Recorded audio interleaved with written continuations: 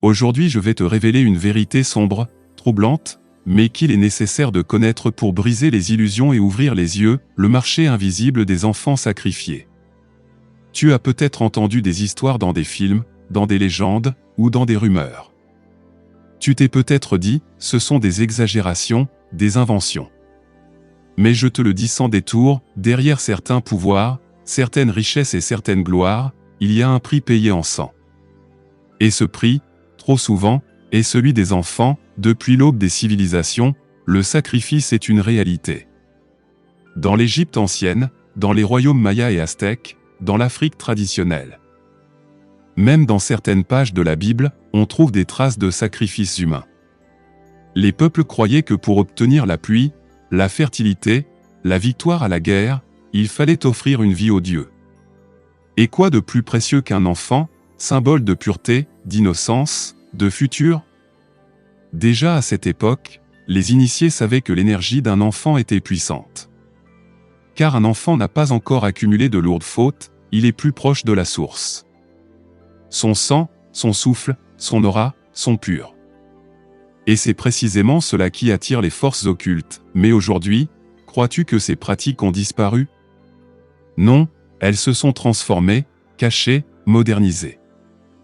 Dans certains cercles occultes, dans certaines sociétés secrètes, dans certains réseaux criminels, les sacrifices continuent.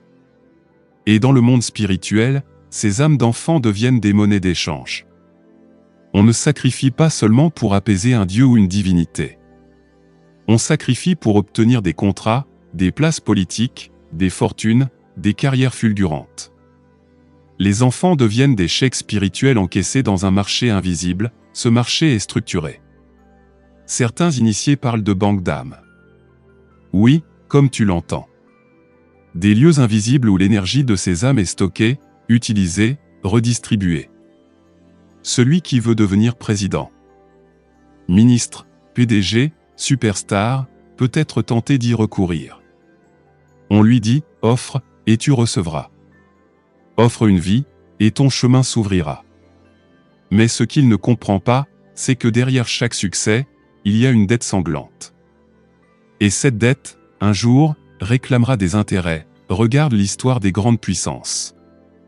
Combien de nations modernes ont été bâties sur le massacre des peuples autochtones, sur l'esclavage, sur le sang d'innocents? L'Amérique sur les Indiens, l'Europe sur les colonies, l'Afrique sur les guerres tribales manipulées. Ce sang d'enfants et d'innocents alimente encore aujourd'hui une malédiction collective. Tu comprends pourquoi certains pays, malgré leur richesse naturelle, n'arrivent pas à se relever? Parce que le sol est saturé du cri des innocents, et regarde les élites du monde du spectacle, de la musique, du cinéma. Pourquoi crois-tu que certains montent si vite, deviennent des idoles en quelques mois? Parce que souvent, ils ont été introduits dans des cercles où des sacrifices sont exigés. On les entoure de luxe, on leur promet la gloire, mais on leur demande une offrande. Et l'offrande peut être un proche, un enfant de la famille, ou un enfant pris ailleurs. Voilà pourquoi certains scandales de disparition ne sont jamais élucidés. Voilà pourquoi certaines enquêtes sur le trafic d'enfants s'arrêtent mystérieusement. Ce marché invisible est protégé par des puissances énormes. Spirituellement, l'effet est dramatique. Un enfant sacrifié ne disparaît pas. Son âme crie, son énergie erre. Elle est utilisée comme carburant pour alimenter des projets, des entreprises, des empires. Mais elle ne trouve pas la paix. Et ces âmes, captives, deviennent des gardiens forcés de ceux qui les ont sacrifiés. Elles protègent, mais dans la douleur. Elles soutiennent, mais dans les ténèbres. Et celui qui en bénéficie croit avoir gagné, mais en réalité, il est enchaîné. Car il ne pourra jamais arrêter de donner. Les forces occultes réclament toujours plus, c'est ainsi que naît le cercle vicieux. Un politicien sacrifie pour accéder au pouvoir. Mais pour garder son siège, il doit recommencer. Un chanteur sacrifie pour être célèbre. Mais pour rester au sommet, il doit renouveler le pacte. Sinon, il tombe dans la maladie, la dépression, l'oubli, ou des scandales qui détruisent sa carrière. Les journaux parlent de mauvaises étoiles, mais en réalité, c'est la dette qui revient. Le plus terrible, c'est que ces pratiques touchent les familles.